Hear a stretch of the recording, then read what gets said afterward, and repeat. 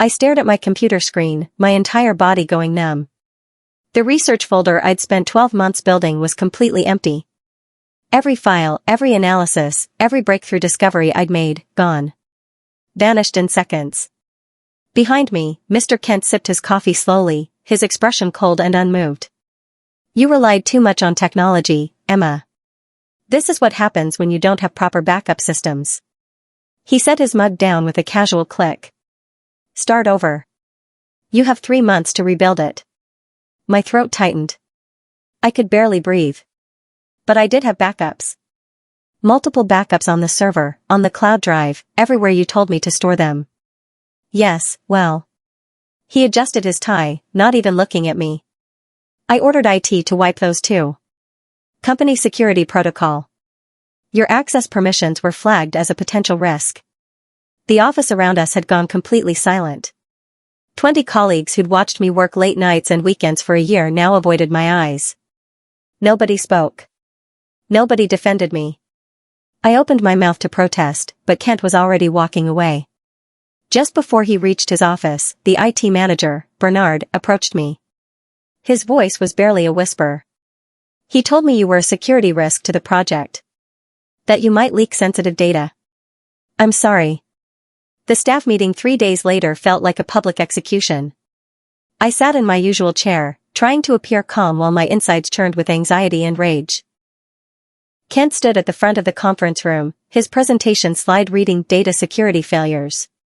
Last week, we experienced a catastrophic loss of critical research data, he announced, looking directly at me. Due to one team member's failure to follow proper protocols, 12 months of work has been compromised. This negligence has set our entire project timeline back significantly. Heads turned toward me.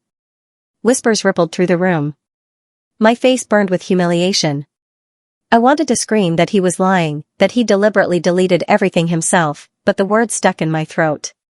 Moving forward, Kent continued, we'll be implementing stricter oversight procedures to prevent such carelessness from happening again.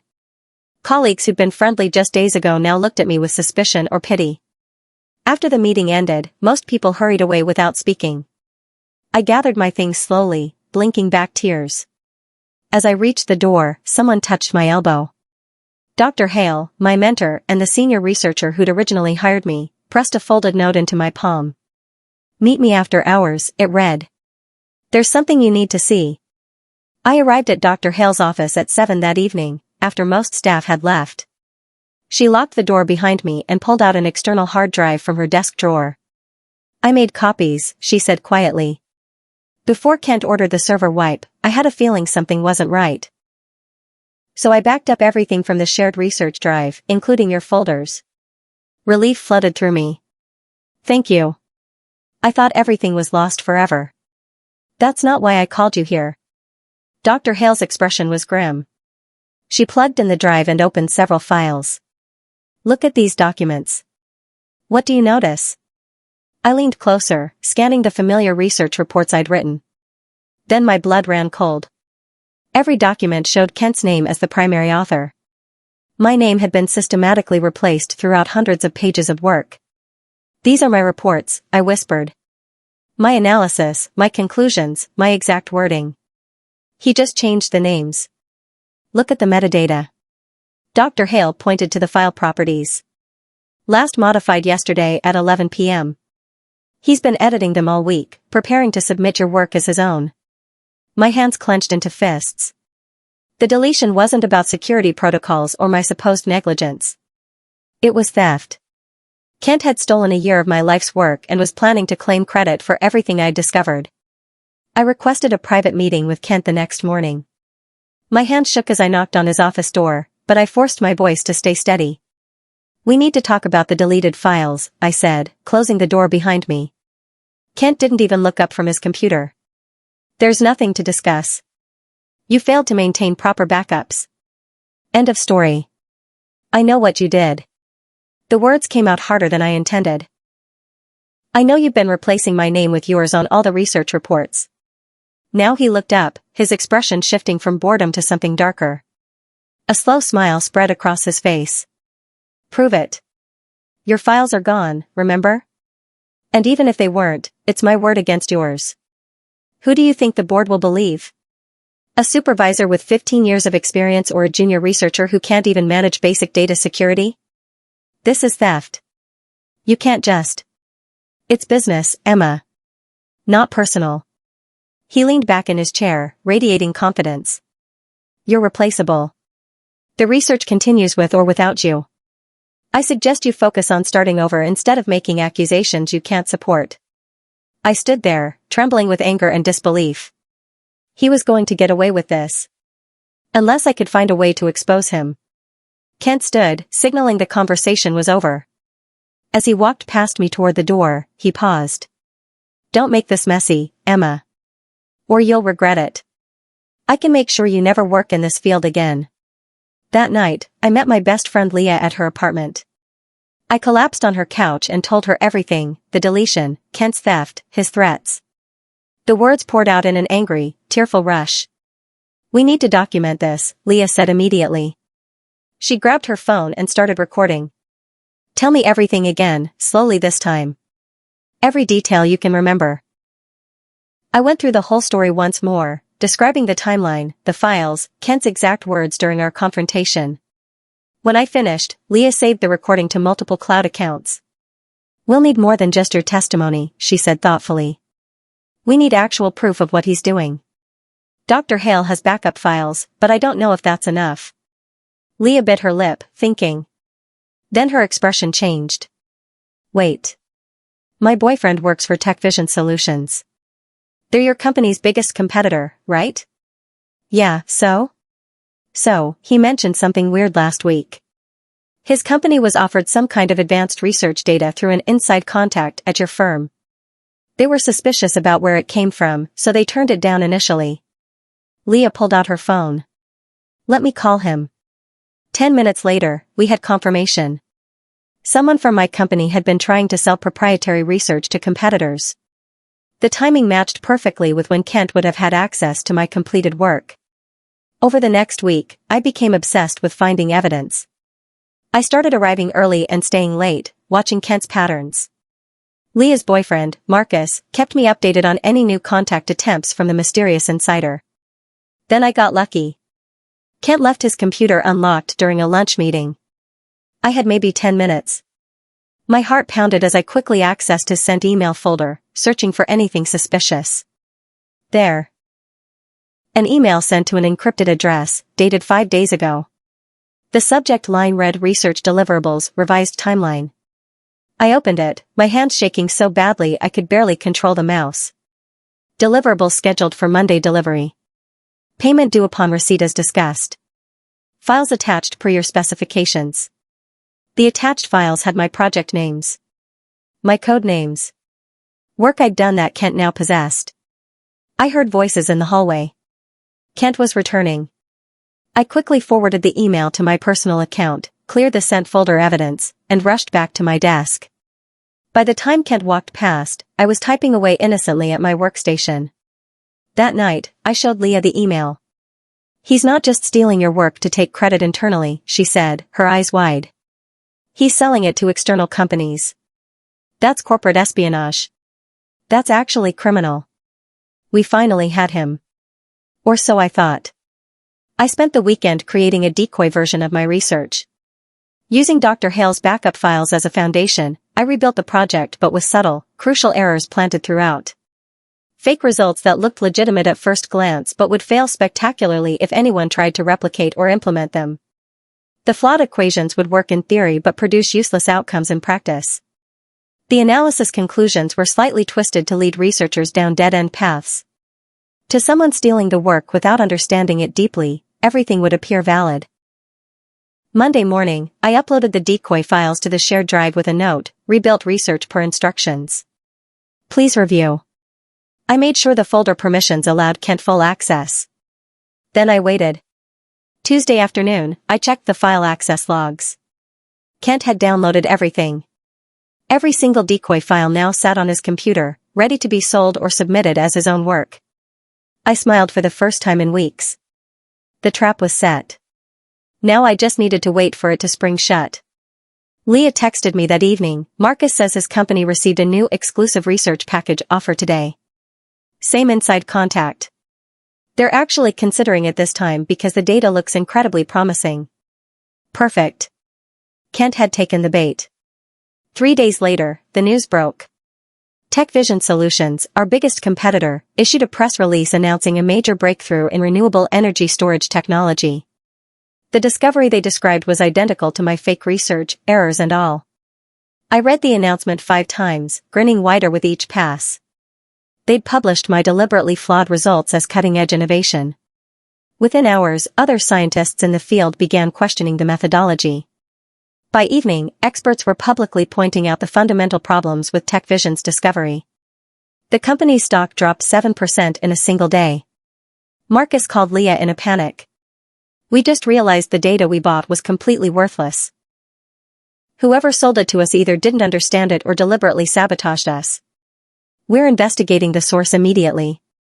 Do you still have records of who contacted you? Leah asked innocently. Everything. Email exchanges, payment receipts, the works. Our legal team is preparing to sue for fraud. I could barely contain my excitement.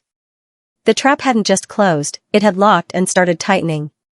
Kent had sold fraudulent research to a major corporation, and now they had documentation of the entire transaction. All I had to do was connect the dots publicly. But I needed more evidence first. I needed to prove the research was mine originally, and that Kent had stolen and sold it. Leah and I spent the next week digging deeper into Kent's finances. Marcus, now fully invested in helping after his company's embarrassment, provided information about the payment methods used in the research sale. We traced the money to an offshore account in Kent's wife's maiden name. Clever, but not clever enough. The account had received 3 payments over the past 6 months, each corresponding to different research projects from our company. He's been doing this for a while, Leah said, showing me the transaction history. This isn't just about your work. He's been systematically stealing research from multiple projects and selling them. One transaction stood out.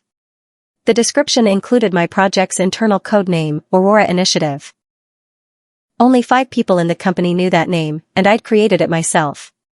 We documented everything. Screenshots of the offshore accounts, copies of the transaction records Marcus had obtained through Tech Vision's legal investigation, timestamps showing when Kent accessed various research files. The evidence was mounting. But I still needed someone inside the company with authority to help me. Someone who couldn't be intimidated or bought off. Someone who cared about doing the right thing. That's when Dr. Hale introduced me to Nora Chen, a compliance officer who'd just been hired from outside the company. She's trustworthy, Dr. Hale assured me. And she has no loyalty to Kent. Nora listened to my entire story in her office, her expression growing darker with each revelation. When I finished, she sat back and exhaled slowly. This is serious. Corporate espionage, theft of intellectual property, fraud. If what you're telling me is accurate, Kent could face criminal charges. She looked at me intently. But I need to warn you, if you're caught investigating him without proper authorization, the company could turn this around on you. They might claim you're the one stealing data or making false accusations. I have evidence, I said, showing her the files Leah and I had compiled. Nora reviewed everything carefully. This is good. Really good. But we need to be strategic about how we present it. Let me talk to some people I trust in legal and... Her computer pinged with a new email. She opened it, and her face went pale. What is it? I asked. She turned the screen toward me. The email was from an anonymous sender. Stop investigating matters that don't concern you. Back off or lose your job. This is your only warning. Nora's hands trembled slightly as she closed her laptop. He knows we're looking into him. Someone must have told him about our meeting. Will you still help me? She was quiet for a long moment. I need to think about this. I have a family, Emma. I can't afford to lose this job. She stood up, clearly ending our meeting. Give me a few days. Don't contact me about this again unless I reach out first. 2 days passed with no word from Nora. Then she simply stopped coming to work. Her office sat empty, her desk cleared of personal items. When I asked HR about her, they said she'd resigned for personal reasons effective immediately. Kent knew. Somehow, he'd found out about our meeting and had gotten to Nora before she could help me. My one ally with actual authority was gone. That afternoon, Kent called me into his office. I walked in expecting another confrontation, but his demeanor was different. Calmer. More confident. I know you've been asking questions, Emma. Talking to people, making accusations. He folded his hands on his desk. I'm going to give you one last chance to stop. Focus on your work, keep your head down, and this all goes away. Continue down this path, and I promise you'll never work in this field again. I have contacts everywhere. One phone call, and you're blacklisted industry-wide. You can't. I can, and I will. He stood up, signaling the conversation was over. Think carefully about your next move. As he walked past me toward the door, he paused to grab something from his filing cabinet. A portable hard drive labeled confidential, client copy sat on top of a stack of folders. He noticed me looking at it. Sometimes, he said casually, you have to make tough decisions to advance your career. Some people understand that. Others don't. He picked up the drive and locked it in his desk drawer. You're dismissed. That night, I made a decision that could have destroyed my career permanently. Leah and I waited until after midnight, then used my key card, which surprisingly still worked, to enter the office building. Are you sure about this? Leah whispered as we rode the elevator to the 4th floor. No. But I'm out of options. We crept through the dark hallways to Kent's office. My hand shook as I tried different combinations on his desk lock. Nothing worked. Then I remembered the filing cabinet, it had been open earlier. The hard drive was still there, sitting on top of a manila envelope. I grabbed both, and Leah immediately began copying their contents to her laptop using a portable drive duplicator she'd borrowed from Marcus. The files were devastating. Every piece of research I'd completed over the past year, renamed and reformatted with Kent as the author. Correspondence with 3 different companies about purchasing exclusive research access. Payment receipts totaling over $300,000. We'd been copying for maybe 10 minutes when the office light suddenly flickered on. Footsteps in the hallway. Kent's voice on his phone, yes, the security alert came through. I'm checking it now. Leah and I looked at each other in panic. We were trapped. I grabbed Leah's arm and pulled her behind the large filing cabinet in the corner. We pressed ourselves against the wall, barely breathing, as Kent entered his office. He walked to his desk, checking drawers. No, everything looks fine here. Must have been a system glitch. He was still on the phone, probably talking to building security. My heart hammered so loudly I was certain he could hear it. Leah's laptop was still connected to the hard drive, copying the last few files. The progress bar crept forward with agonizing slowness, 89%, 90%, 91%. Kent moved to his filing cabinet. My breath caught. He was reaching for the exact drawer where we'd found the hard drive. But then his phone rang. What? No, I told you that delivery isn't until next week. He turned away from the cabinet, walking back toward his desk. The contract clearly states. The laptop screen flashed, copy complete. Leah carefully disconnected the drive while Kent was distracted. We had everything. Now we just needed to escape without being caught. Kent's conversation continued, but I heard him say something that made my blood run cold. It's done. She'll quit by next week, she's unstable, always making wild accusations. By the time anyone investigates, she'll have zero credibility. He was planning to frame me as mentally unstable. To destroy my reputation so thoroughly that even if I came forward with evidence, nobody would believe me. Finally, Kent ended his call and left his office, leaving the lights on. We waited 5 agonizing minutes before moving. As we hurried toward the exit, I noticed something on the floor by his door, his building access keycard. It must have fallen from his pocket during his phone call. I picked it up, hands trembling. This could either save me or destroy me completely. The next morning, everything exploded. Kent filed an official report with HR accusing me of data theft, breaking and entering, and attempted corporate espionage. Security footage apparently showed someone accessing the building with my keycard late at night. HR scheduled a disciplinary hearing for Friday. I was suspended pending investigation. When I tried to explain, they told me to remain silent and speak only through a lawyer at the hearing. I sat in my apartment, shell-shocked. Kent had somehow anticipated my move. Or maybe there were cameras I hadn't noticed. Either way, I was now the one facing accusations of the exact crimes he'd committed. Leah came over immediately. We have the evidence. We have the hard drive contents, the financial records, everything. It doesn't matter if I'm fired or arrested before we can present it. I checked my email, desperate for any good news. Buried among threatening messages from Kent's lawyer was an unexpected note from Dr. Hale: forward everything to me immediately. I'm presenting to the board tomorrow morning, but I accidentally CC'd Kent when I sent my request for emergency meeting. We're running out of time. My stomach dropped. If Kent knew Dr. Hale was going to the board, he'd find a way to stop her or discredit her evidence before the meeting could happen. I tried calling Dr. Hale. No answer. Tried again. Still nothing. Friday morning arrived, and Dr. Hale didn't show up for work. Her office was locked. Nobody had seen her. HR claimed she'd called in sick, but something felt wrong. The disciplinary hearing was scheduled for 2 p.m. I sat in my apartment, drowning in anxiety, watching my career and reputation dissolve around me. Everything I'd worked for, gone. And Kent would walk away rich and successful, having stolen not just from me but from countless other researchers. Then, just before noon, the company's entire server system crashed. Every computer, every backup, every cloud storage system, all offline simultaneously. The IT department scrambled to diagnose the problem, but hours passed with no resolution. All the evidence Dr. Hale was supposed to present? Gone.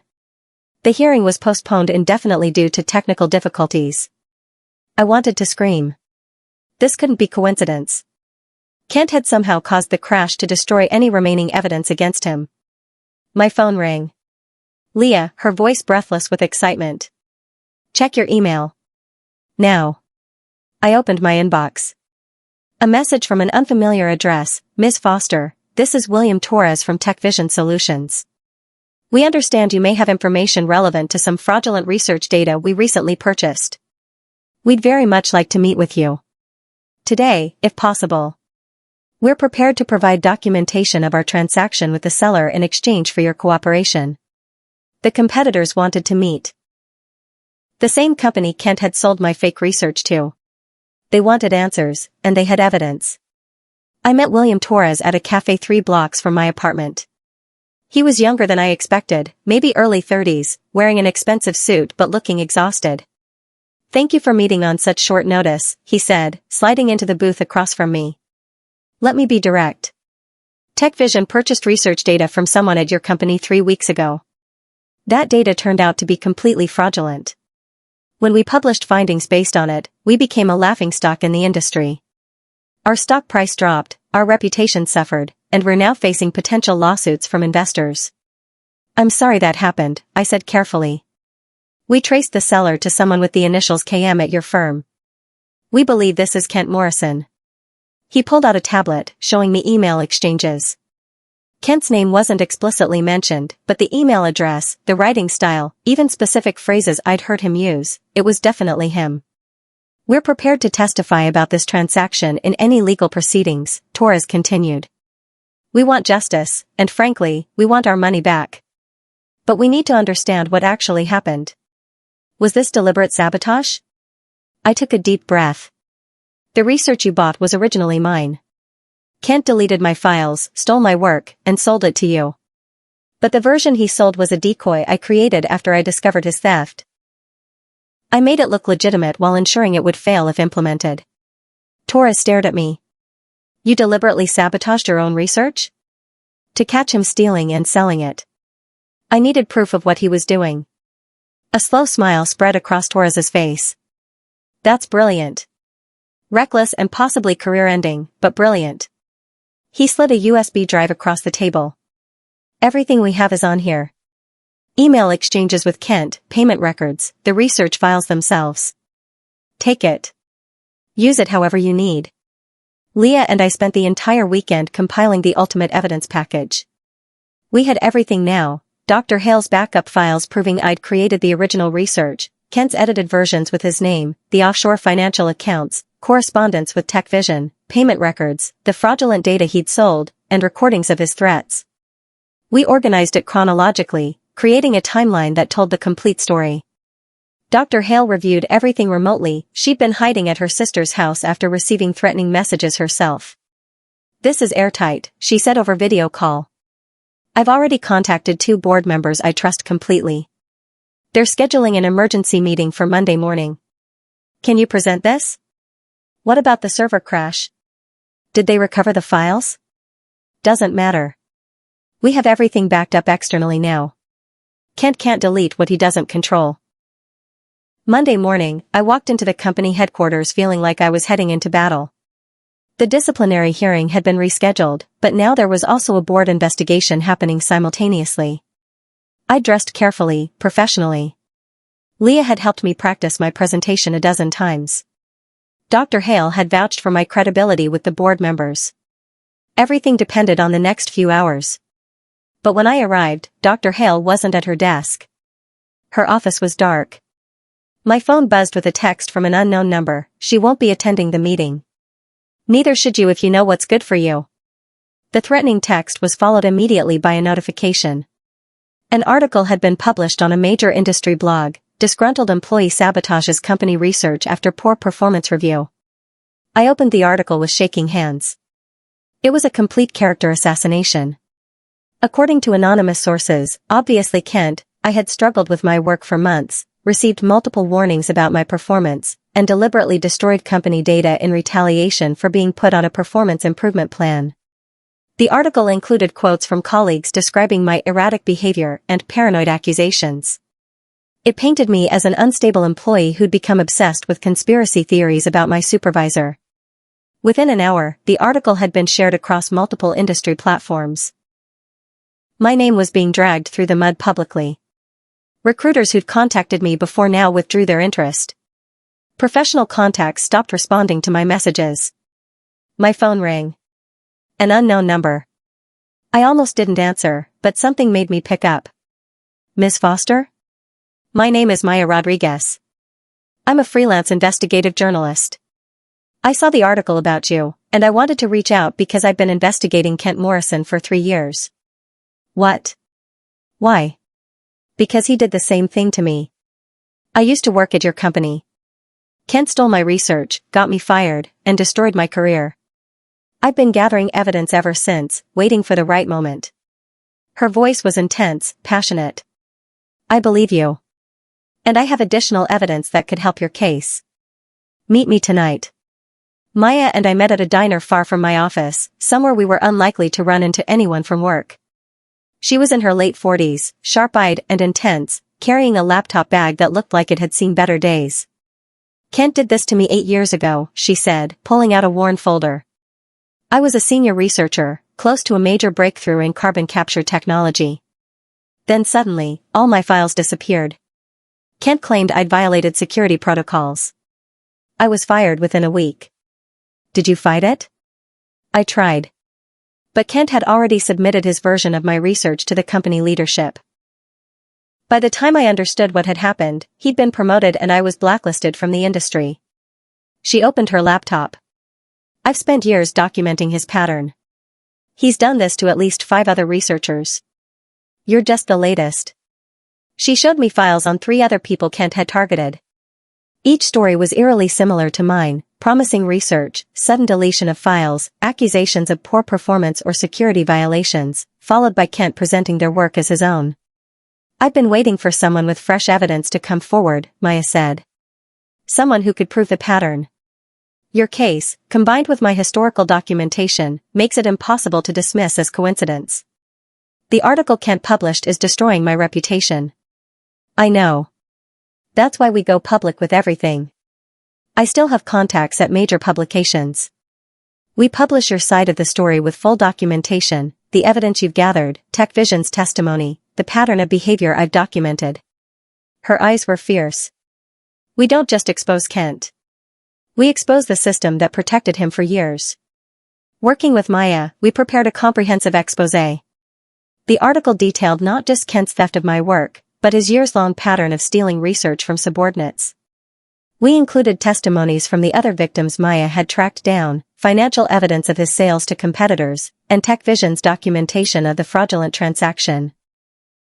We submitted everything to the State Ethics Commission along with a formal complaint. Maya's contacts at several major publications agreed to run stories simultaneously once the Ethics Commission confirmed they were opening an investigation. Kent's lawyer sent cease and desist letters threatening legal action if we proceeded. Maya laughed when she read them. Empty threats. Truth is an absolute defense against defamation. And we have receipts for everything. The Ethics Commission moved faster than I expected. Within 48 hours, they confirmed they were opening a formal investigation into Kent's conduct and the company's handling of intellectual property. The next morning, federal investigators raided the company headquarters. I watched from across the street as officers entered the building carrying boxes of equipment. They were seizing computers, servers, files, anything that might contain evidence. My phone exploded with messages. Colleagues asking what was happening. Former coworkers I hadn't spoken to in months reaching out. News alerts showing the raid in progress. And then I saw him. Kent, being escorted out of the building by 2 federal agents. He wasn't in handcuffs yet, but his face was pale, his usual confidence completely shattered. Kent's meltdown was spectacular. According to colleagues who witnessed it, he stormed into the building screaming while officers were still processing the scene. "You don't understand," he shouted at anyone who would listen. "I own this place. I built this research program. These people are trying to destroy me." Security had to physically restrain him. The whole thing was captured on multiple phones and immediately went viral within the industry. The man who'd always presented himself as calm and professional was revealed as unhinged and desperate. By that afternoon, the company's board had held an emergency meeting. They froze Kent's assets pending investigation, suspended him without pay, and issued a public statement acknowledging serious allegations of intellectual property theft and corporate misconduct. The statement specifically named me as the original author of the disputed research. They offered a formal apology for failing to properly investigate Ms. Foster's initial complaints and announced an internal review of all research projects Kent had supervised over the past decade. My phone rang. HR director, asking me to come in for a meeting. I almost refused, but Maya convinced me to go. "Make them face what they let happen," she said. The meeting was uncomfortable. HR apologized profusely, offered to reinstate me immediately with back pay and a promotion, and asked me to sign a non-disclosure agreement in exchange for a substantial settlement. I looked at the papers they'd slid across the table. The money was significant.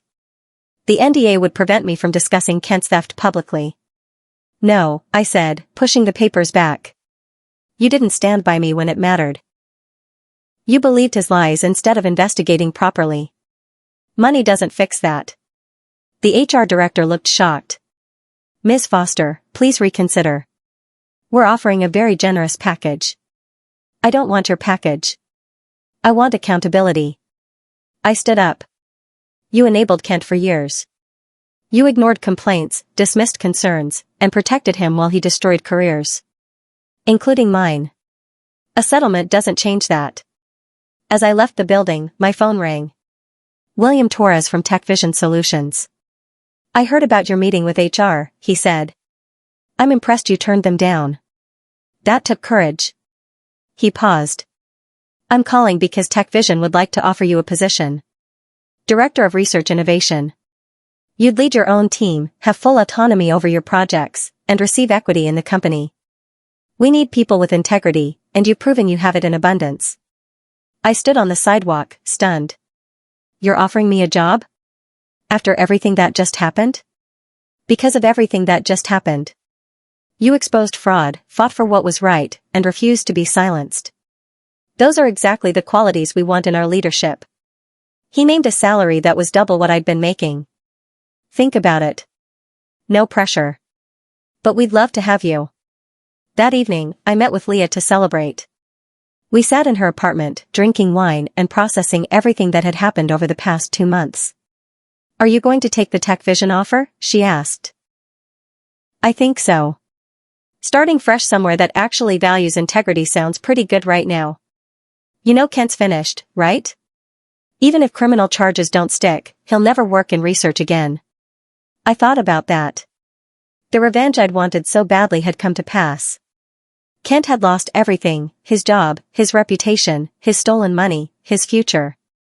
But it didn't feel as satisfying as I'd imagined.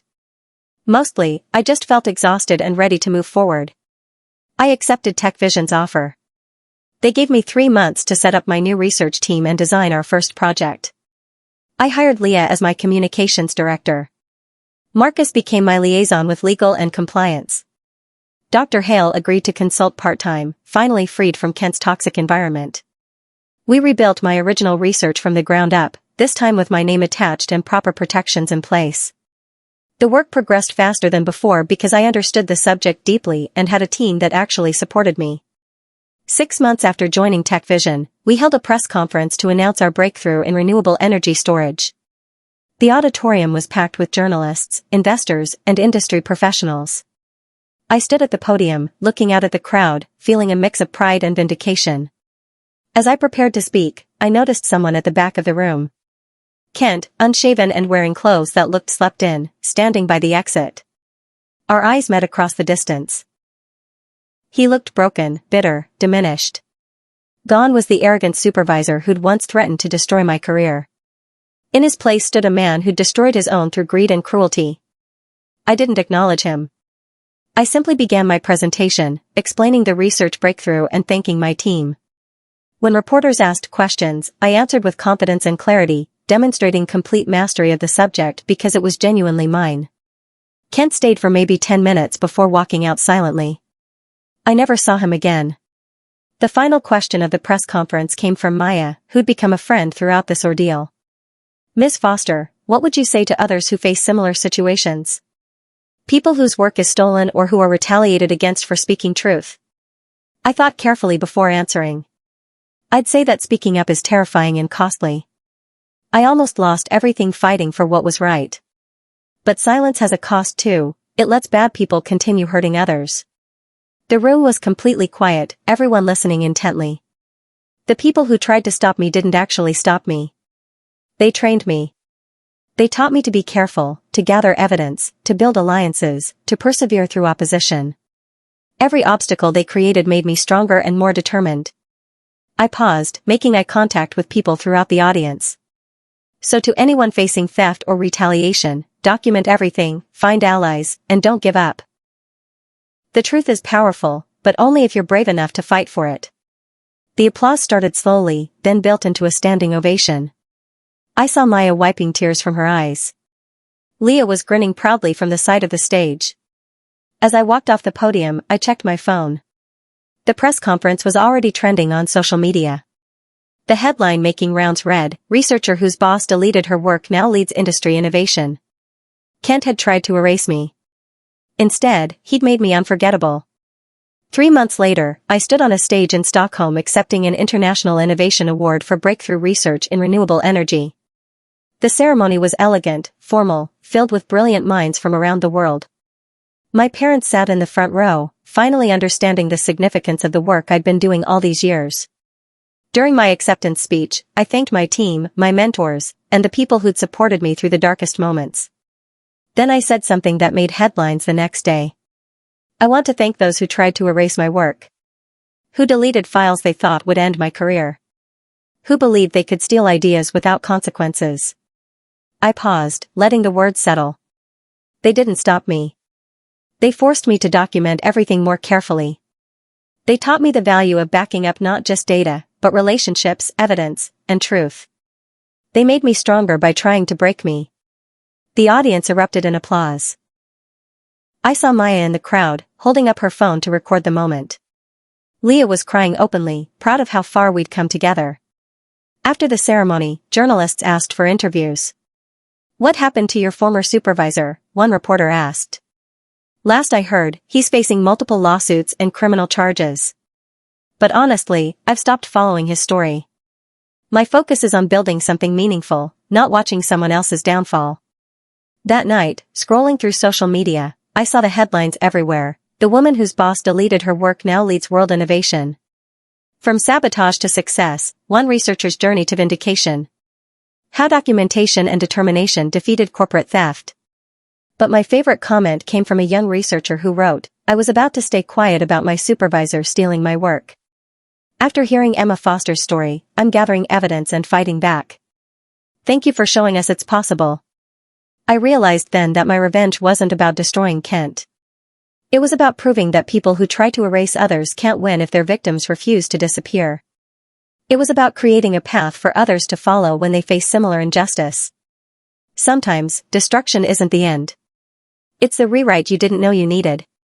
Kent had tried to delete my story, but instead, he'd given me a better one to tell, a story about resilience, justice, and the power of refusing to be silenced. I closed my laptop and looked at the award sitting on my hotel room desk. In the morning, I'd return to my team and the work we were building together. Work that bore my name, reflected my vision, and would hopefully inspire others to fight for what they'd created. Kent Morrison had deleted my files. But he couldn't delete me. And that made all the difference.